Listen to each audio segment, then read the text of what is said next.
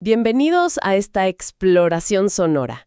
Hoy nos metemos de lleno en el arte y, bueno, también la ciencia de la mezcla musical.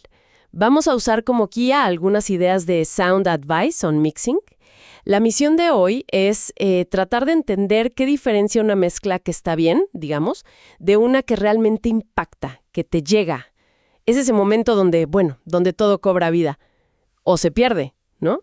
Totalmente. Es fascinante porque mezcla la parte técnica, muy precisa, con la pura intuición, con el arte.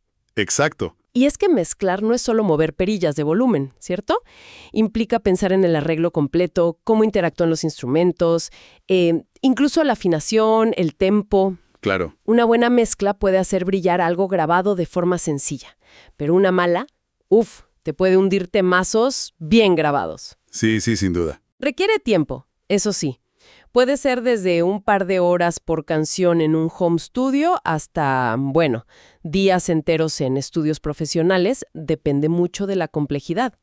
Y del presupuesto, claro. Y del presupuesto. Pero, a ver, no hay una única fórmula mágica, ¿verdad? Mucho tiene que ver con el gusto, con el estilo de música que estés haciendo. Cada ajuste que haces, afecta todo lo demás. ¿Es un dominó? Exacto. La clave parece estar en tomar decisiones con fundamento y, bueno, practicar y practicar. Justamente. La mezcla es ese punto donde la habilidad técnica se fusiona con la visión artística. No se trata solo de niveles, para nada. Es más como esculpir el sonido para que transmita emoción y a la vez tenga claridad. Hoy vamos a ver algunos elementos clave para lograr esa calidad basándonos en nuestra fuente previa. Perfecto. Empecemos por lo básico, entonces. ¿Qué es lo que hace que una mezcla suene bien? La fuente da varias pistas, pero una fundamental que menciona es tener bajos fuertes y sólidos, pero controlados. ¿Cómo se aterriza eso en la práctica? Bueno, una idea central ahí es la de crear espacio. O sea, si tenés el bombo y el bajo peleándose por las mismas frecuencias graves, el resultado es confuso, ¿no? Se embarra todo. El famoso sonido lodoso. Ese mismo. La fuente sugiere algo interesante. Pensar en EQ complementaria. O sea, si realzas, digamos, 100 Hz en el bombo para darle ese peso, ese punch, Ajá. capaz que tenés que considerar cortar un poquito esos mismos 100 Hz en el bajo. O al revés. Es como hacerle sitio a cada uno para que respire. Entendido. O sea, no es solo sumar, sino también restar estratégicamente. ¿Qué otras características busca una buena mezcla? Bueno, además de ese control en los graves, se busca un buen balance en los medios, que no suene como gangoso o hueco. Y los agudos, que estén presentes pero suaves, que no haya una frecuencia ahí chillando que te moleste. Claro. Pero más allá de las frecuencias, hay otras dimensiones importantes. El balance izquierda-derecha, bueno, parece obvio pero es fundamental. Después, la profundidad. Esa sensación de que hay cosas más cerca y otras más lejos. Es clave para que no suene todo plano, ¿no? ¿Y eso se logra con? Principalmente jugando con la cantidad de efectos como la reverb y el delay. Podés tener algo bien seco, casi sin efecto, al frente. Quizá la voz principal o una percusión seca. Entiendo. Y otros elementos más atrás, con más ambiente, más reverb. Eso da dimensión. Es como pintar un cuadro, pero con sonido. Poner cosas adelante, otras al fondo. Exacto. Y también está la amplitud, el width. ¿Qué tan ancha suena la mezcla en estéreo? Se trata de ubicar sonidos no solo en el centro, sino también hacia los lados, crear ese panorama. Ajá. Pero ojo, siempre hay que verificar cómo suena en mono, porque esa amplitud estéreo tan linda se puede venir abajo si hay problemas de fase. Es un equilibrio delicado. Comprendido. Y, finalmente, el momentum. Una buena mezcla no es estática, evoluciona, tiene dinámica, te mantiene enganchado y tiene que ser consistente, sonar más o menos bien en distintos parlantes, en el auto, en auriculares. Son bastantes cosas a tener en cuenta. Y me imagino que también habrá errores típicos de principiante que conviene evitar. Totalmente. La fuente menciona varios. Por ejemplo, mezclas muy monótonas, sin contraste, como que todo suene igual todo el tiempo. O momentos donde no sabes bien qué escuchar porque no hay un elemento principal claro. Falta de punto focal le llaman. También el sonido ruidoso o sin pegada, sin impacto. O al revés, un sonido como muy lejano, como lavado, por exceso de reverb. Siempre es bueno tener algo seco como referencia, niveles que suben y bajan de golpe, o simplemente sonidos que no aportan nada, que están opacos, aburridos. Evitar estas cosas ya es un gran avance. Bien, ya tenemos una idea de qué buscar, pero ¿cómo sabemos si lo estamos logrando? Supongo que dónde y cómo escuchamos es vital. Absolutamente crucial. El entorno de escucha, tus monitores, pueden ser tu mejor amigo o tu peor enemigo. Para home studios, lo más común y fiable suelen ser los monitores de campo cercano, los near fields. La recomendación de ponerlos en triángulo. Esa misma, la clásica, formar un triángulo equilátero contigo, digamos a 1 metro de distancia a cada lado, más o menos a la altura de los oídos, y apuntando hacia ellos, ¿Y por qué tan cerca? ¿Cuál es la ventaja? porque minimiza la influencia de la acústica de tu cuarto. Al estar cerca, escuchas más el sonido directo del parlante y menos las reflexiones, los rebotes, las resonancias de la sala. ¿Qué te pueden engañar? Exacto, pueden colorear el sonido y hacerte tomar decisiones equivocadas. La meta es poder confiar en lo que estás oyendo. Por eso también es súper útil tener varias referencias, otros monitores si se puede, unos auriculares decentes, incluso escuchar en el equipo del auto, para ver cómo se traduce la mezcla. Claro, chequear en distintos sistemas. Y el volumen. Siempre está esa tentación de subirle para que suene todo más potente, más emocionante. No. No, sí, pero es una trampa común. Resulta que nuestro oído no percibe todas las frecuencias igual a distintos volúmenes. Hay una curva, la Fletcher-Munson, que lo explica. Hay un punto, alrededor de 85 decibeles SPL, donde la respuesta del oído es más plana, más lineal. Entonces hay que mezclar a 85 dB. Bueno, es tentador, pero mezclar constantemente a ese nivel es agotador y a la larga te puede dañar la audición. La recomendación general es mezclar la mayor parte del tiempo a volúmenes más bajos. Ponele entre 65 y 75 dB. ¿Y por qué ayuda a mezclar más bajo? Por varias razones. Primero, reduce la fatiga auditiva. Podés trabajar más tiempo y con más concentración. Segundo, a volúmenes bajos, sos más crítico con el balance real entre los instrumentos. Si la voz se entiende bien y el bajo se siente presente a bajo volumen, es muy probable que funcione bien cuando le subas. ¿Tiene lógica? Y tercero, y no menos importante, cuidas tus oídos. Después, claro, tenés que chequear la mezcla a volúmenes más altos, a esos 85-90 decibeles, para asegurarte de que tiene impacto y energía. Pero el trabajo fino, el balance delicado, se hace mejor más bajo. Y usar referencias comerciales. Eso también ayuda. Fundamental.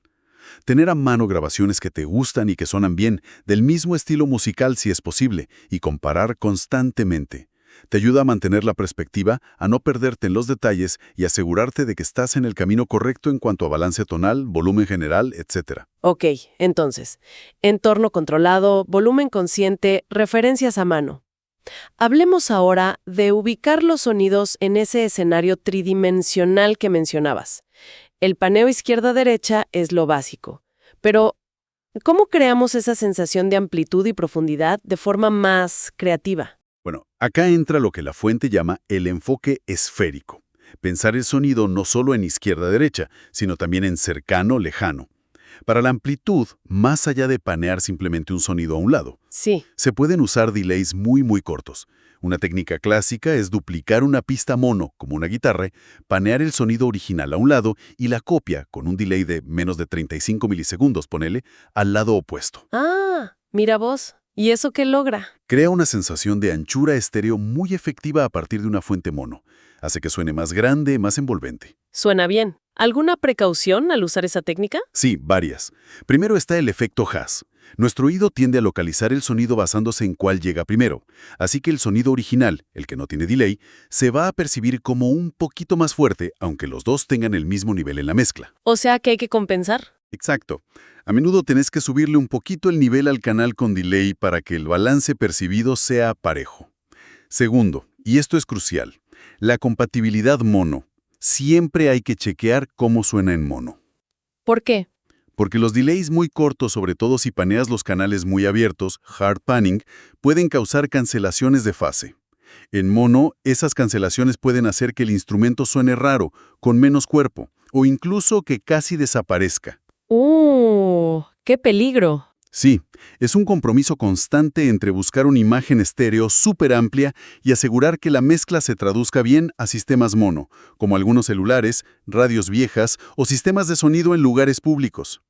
Probar con delays entre 11 y 35 milisegundos suele ser un buen punto de partida, pero el chequeo en mono es obligatorio. Entendido. ¿Y para la profundidad?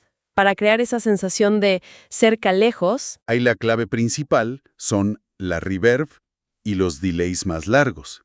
Usar diferentes tipos y cantidades de reverb en distintos instrumentos es lo que crea esa ilusión de distancia. Claro. Un instrumento totalmente seco, sin nada de reverb, va a sonar muy al frente, muy cercano. Uno con una reverb larga, difusa, va a sonar más atrás, más lejano. El truco está en el contraste. Tener elementos claramente cercanos y otros claramente lejanos le da mucha dimensión a la mezcla. Perfecto. Volviendo un poco a la EQ, antes mencionaste la idea de EQ complementaria para el bombo y el bajo. ¿Ese principio se aplica a otros instrumentos también? Totalmente. Es un concepto súper importante. La fuente advierte sobre lo que llama el efecto acumulativo, ¿Qué sería eso? que si potencias la misma frecuencia en muchos instrumentos, por ejemplo, si realzas los medios agudos, ponele 4 o 5 kHz, para darle presencia a la voz, y después haces lo mismo en las guitarras, en los teclados. Claro, porque suena bien cada uno por separado. Exacto. Cada uno por separado puede sonar bárbaro, pero la suma de todos esos realces en la misma zona puede resultar en una mezcla que suena estridente, fatigante, ¿viste? O si realzas graves en demasiadas cosas, terminas con esa bola de frecuencias bajas que embarra todo. Entiendo. Entonces, la solución es pensar en el conjunto, no en cada pista aislada. Precisamente, es como esculpir, de nuevo. Si un instrumento necesita brillar en una zona del espectro, quizá otro instrumento que también vive ahí tenga que, ceder un poco de espacio en esa frecuencia. Cortar en vez de realzar. A veces sí. O usar EQ de forma más quirúrgica. También es súper útil usar filtros paso alto, los high pass filters, para quitar frecuencias graves y necesarias en instrumentos que no las necesitan. Por ejemplo, en voces, guitarras acústicas, platillos. ¿Para qué? Para limpiar la mezcla. Esos graves que no aportan nada musicalmente en esos instrumentos solo ocupan espacio y consumen energía, headroom. Al quitarlos, dejas más lugar para que el bajo y el bombo hagan su trabajo bien definido. Una mezcla más limpia, con espacio para cada cosa, paradójicamente suele sonar más fuerte y con más impacto, aunque el nivel de pico sea el mismo. Tiene todo el sentido. Ahora, todo esto de la EQ, el paneo, los efectos, no puede ser algo fijo durante toda la canción, ¿verdad? Una mezcla no es una foto, es más como una película. Exactamente. Una buena mezcla respira, se mueve, tiene vida. Y acá entra fuerte la importancia del arreglo y el flujo dentro de la mezcla. Hay que mantener siempre un punto focal para el oyente. ¿Qué significa eso? Significa guiar la oreja de quien escucha. Preguntarte, ¿qué es lo más importante en este verso? La voz, esa línea de bajo, y en el estribillo, el conjunto de voces, la guitarra rítmica. La mezcla tiene que ayudar a destacar eso. ¿Y cómo se hace? ¿Subiendo y bajando volúmenes? Sí, eso es lo más básico. Cambios dinámicos en los niveles. Subir un fader para una línea de guitarra importante que entra. Bajar un poquito los teclados cuando entra la voz. Pero también se puede hacer con paneo, moviendo un sonido para llamar la atención, o automatizando un efecto para que aparezca solo en ciertas frases. Suena a que hay que estar muy atento y... Manejar muchas cosas a la vez, como dirigir una orquesta en tiempo real. Lo era. Antes de la automatización, hacer mezclas complejas requería a veces varias personas moviendo faders a la vez. Una locura. ¿Y hoy? Hoy en día, la automatización es nuestra gran aliada. Casi todas las consolas digitales y los DAWs, Digital Audio Workstations, tienen sistemas de automatización. ¿Qué hacen exactamente? Básicamente, recuerdan y reproducen todos tus movimientos, faders, paneos, mutes, envíos a efectos, incluso cambios en los parámetros de la EQ o de un compresor. ¡Wow! Te permite construir la mezcla por capas. Podés grabar primero los movimientos de la batería y el bajo. Después, mientras la máquina los reproduce exactamente igual cada vez, te concentras en ajustar la voz. Luego las guitarras y así. Es como tener no sé, 10 manos extras súper precisas trabajando contigo. Eso debe abrir un montón de posibilidades creativas para hacer mezclas muy detalladas y dinámicas. Sin duda, permite un nivel de detalle y de cambio constante que antes era impensable o muy difícil de lograr. Eso sí, hay que acordarse de guardar el trabajo seguido. Jaja, sí, consejo básico pero vital. Y a veces, me imagino, este proceso de mezclar te lleva a tomar decisiones sobre el arreglo mismo, ¿no? Quizás te das cuenta de que algo sobra. Totalmente. A veces, arreglar en la mezcla significa tomar decisiones un poco radicales. Silenciar pistas que, aunque estén bien tocadas, simplemente no suman al conjunto o hasta lo enturbian. El famoso menos es más. A menudo aplica. O usar una parte que se grabó por si acaso solo en un momento muy puntual para generar impacto. Hay que evitar la saturación. Si metes demasiadas cosas sonando a la vez, con arreglos muy densos, es difícil que se escuche la música con claridad. Hay que ser valiente a veces y quitar lo que no es esencial. Incluso apagar canales que no suenan en ciertas partes. Eso ayuda. Sí, claro. Cada canal, aunque no esté sonando un instrumento, puede sumar un poquito de ruido de fondo, noise floor. Si tenés muchos canales abiertos innecesariamente, ese ruido se acumula. Apagar o mutear canales que no están activos en ciertas secciones ayuda a mantener la mezcla más limpia. Bien. Y una vez que tenemos la mezcla sonando como queremos, con su dinámica, su espacio, todo en su lugar, ahí termina el proceso. Ya está lista para el mundo. Casi. Queda un último paso, que es muy importante y a menudo lo realiza otro ingeniero, con oídos frescos y en un entorno de escucha súper controlado. La masterización. La masterización. ¿Qué es exactamente lo que se hace ahí? Es como el control de calidad final y la optimización antes de fabricar los CDs, los vinilos o subirlo a las plataformas digitales. ¿Qué tareas incluye? Varias cosas clave. Primero, asegurar que todas las canciones de un álbum o EP tengan un nivel de volumen percibido y un carácter sonoro consistentes entre sí, que no saltes de una canción súper brillante a una muy opaca, o de una muy bajita a una que te revienta los oídos. Claro, darle coherencia al conjunto. Exacto. Segundo, se puede aplicar una EQ global muy sutil, si hace falta, para corregir pequeños desbalances tonales o para darle un pulido final a todo el álbum. Tercero, y esto es algo muy común hoy en día, se usa compresión y sobre todo limitación para aumentar el volumen percibido general. Para que suene más fuerte, ¿no? Sí, para que compita en volumen con otras producciones comerciales. Pero la idea es hacerlo de forma controlada, tratando de no aplastar la dinámica que tanto costó conseguir en la mezcla. Un buen ingeniero de mastering sabe cómo hacerlo con sutileza. Entiendo. También se ajustan los silencios entre canciones, se decide el orden final si no estaba definido, y se prepara el máster en el formato correcto para la duplicación o distribución digital, añadiendo códigos ISC, texto de CD, etc. Suena como un paso realmente importante para darle ese toque final, profesional. ¿Lo es? Aporta una perspectiva objetiva, unos oídos frescos y experiencia para asegurar que la mezcla se traduzca lo mejor posible en la mayor cantidad de sistemas de escucha posible. Vale la pena considerarlo seriamente. Y un último detalle práctico que menciona la fuente, que a veces se pasa por alto. Los finales de las canciones, los fades. Ah, sí, el clásico fade out, el fundido a silencio. Es una forma muy común y elegante de terminar una canción, sobre todo si no tiene un final definido. ¿Hay alguna recomendación sobre cómo hacerlos? Sí, la clave es que la duración sea adecuada. Ni muy corto, que suene abrupto, como un corte, ni tan largo que se pierde el interés o la energía, especialmente si se escucha en un ambiente ruidoso. Unos 7 a 15 segundos suele ser un rango habitual. ¿Y el momento de empezar el fade? Lo ideal es que empiece en un punto musical lógico, a menudo justo al principio de una frase musical o de una sección que se repite, y que sea suave, progresivo. A veces queda bien que termine justo después de una frase vocal importante o un fill de batería interesante, dejando esa sensación de que la música podría seguir. Fantástico. Bueno, creo que hemos cubierto un montón de terreno hoy.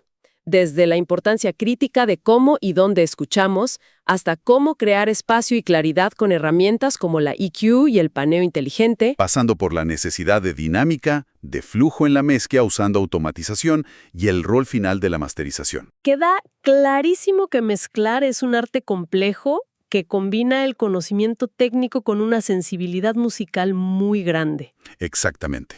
No hay atajos mágicos, ¿eh? Pero entender estos principios que hemos charlado hoy, basados en la fuente, nos da una base sólida para empezar a experimentar y, sobre todo, a desarrollar nuestro propio criterio, nuestro propio oído. Es un camino de aprendizaje que no termina nunca. Y para cerrar, me quedó picando una idea que mencionaba la fuente. Sugiere pensar a veces en la mezcla como si fuera una banda tocando en vivo, para buscar esa naturalidad en el balance, en el espacio. Ajá. Pero, y acaba la pregunta para reflexionar.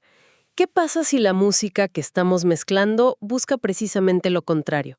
Si no quiere sonar natural, ¿cómo podemos usar estas mismas herramientas, paneos extremos, delays raros, EQs radicales, para romper deliberadamente esas convenciones y crear paisajes sonoros completamente nuevos, vanguardistas, sorprendentes?